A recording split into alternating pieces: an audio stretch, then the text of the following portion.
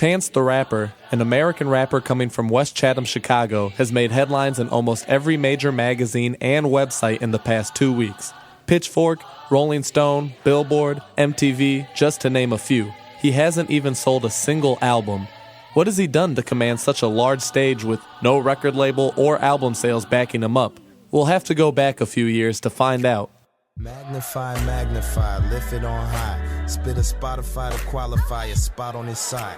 We can progress through Chance's story using albums, starting with The College Dropout by Kanye West. Chancellor Bennett, now respectively known as Chance, grew up in West Chatham, Chicago. Both of his parents graduated college and worked government jobs. Most of the music being played in his house at the time was soul and jazz music. It wasn't until 2004, when Kanye dropped The College Dropout, that a young Chance the Rapper realized he liked rap music. After hearing the song Through the Wire being played on his radio Walkman, he needed to know who that artist was. It was the mix of rap music and soul samples that really drew him in. It wasn't until 2 more hours of listening that another song from West was played, All Falls Down. The radio host finally announced that the artist's name was none other than Chicago's own Kanye West. You can feel the lyrics, the spirit coming in braille. Tumbling under underground, come and follow the trail. I made Sunday candy, I'm never going to hell. I met Kanye West, I'm never going to fail. The College Dropout was the first album young Chancellor ever bought. He claims that after listening to it all the way through, he knew he wanted to be a rapper. What followed was a string of open mic nights, poetry slams, and talent shows that Chance loved participating in.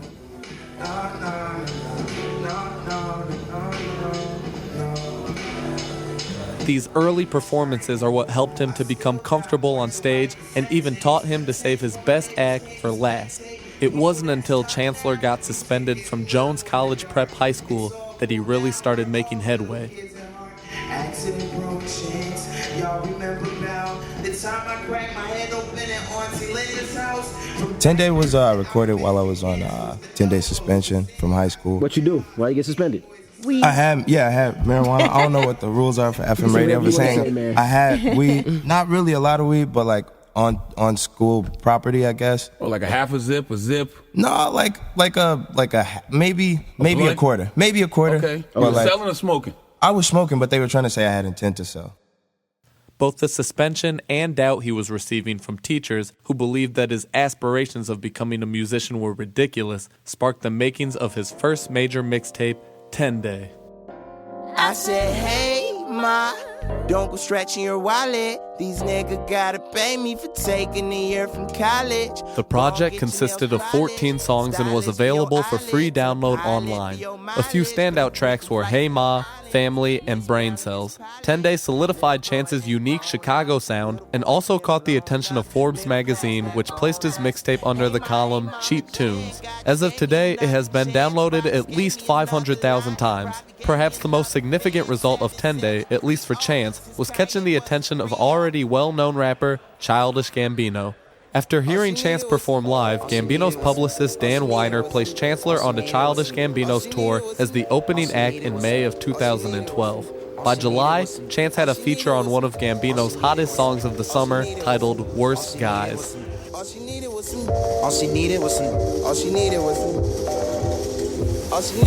Had a Clippers game on the court side. Watch a nigga shoot like a 4-5. We're like been through all the way. You said that before, it's true. Like, I love Chance, I fucking hate Chance sometimes. Like sometimes he's a dick, sometimes he's an asshole, but sometimes I love him too. Like, I get it. Like, we're like a big little brother, and that's essentially what it was. Like, I think he's smart, like, and he also, like, gets it, he understands, like, he listens. He listens, which is really cool. Like, he's not signing to a label. Yeah. He's smart. He gets how, like, he's like, because he understands, like, music is an advertisement. Mm-hmm. It's advertisement for a brand now.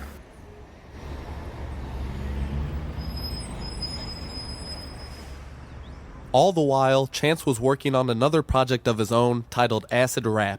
Released as a free download in April of 2013, Acid Rap was met with instant critical acclaim from not only the media, but from the rap community as well. Chance the Rapper became a trending topic overnight, and everybody wanted a piece of the action. With only 13 songs, there was no room for error, and Chance nailed it. Every song was a hit, and every song had its own sound. I'm at the show right now. About to walk. They want Chance. We want Chance. We want Chance. We want Chance. We want Chance. We want Chance. We want Chance. It didn't take long before Chance the Rapper was a household name amongst all mainstream rappers. He started popping up on major artist songs left and right. If Chance was featured on it, it was a big song. It was only a matter of time before Chance's own hometown hero, Kanye West, got wind of what was going on in Chicago.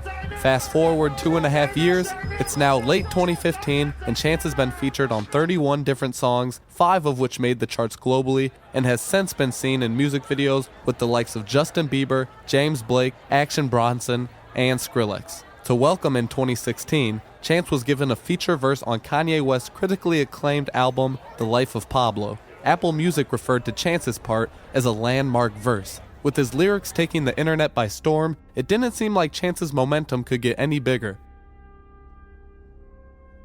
We were wrong.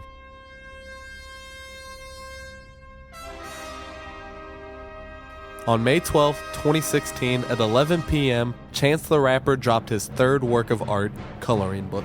The nation and the rest of the world went absolutely bonkers, fusing gospel and rap together like a chef combining butter and bread for the very first time. Chance created an unprecedented, deliciously outstanding album.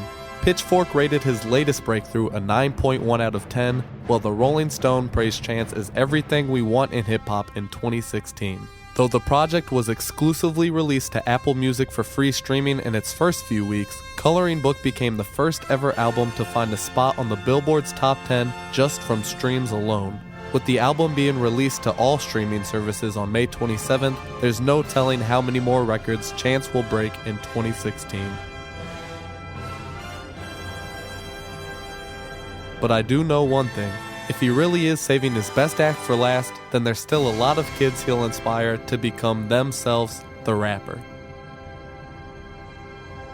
If one more label try to stop me, it's gonna be some dreadhead niggas.